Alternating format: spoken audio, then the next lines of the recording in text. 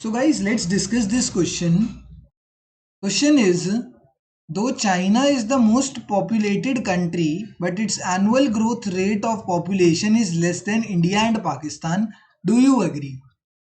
So I totally agree with this statement. Yes, I totally agree with the statement. Reason simple है, क्यों मैं agree कर रहा हूं इस स्टेटमेंट के साथ। तो सिंपल रीजन है, चाइना के अंदर in the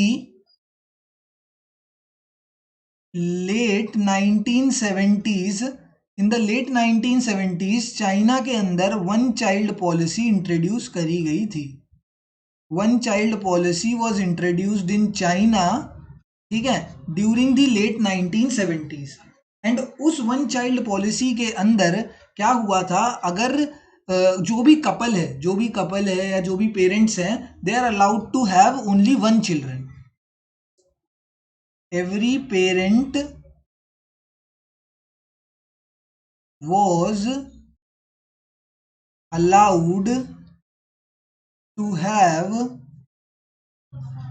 only one child। सिर्फ एक बच्चा करने के लिए अलाउ करा गया था पेरेंट्स को, जिसका इम्पैक्ट क्या देखने को मिला था।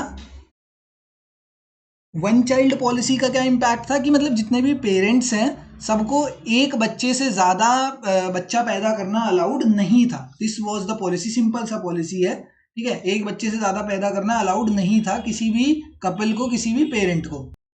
तो जब इस टाइप की पॉलिसी इंट्रोड्यूस होगी तो किसी भी कंट्री की जो ग्रोथ रेट है, growth rate will decline in the future. क्यों ऐसा हो रहा है? क्योंकि डेथ रेट तो इंक्रीज हो गया, ठीक है।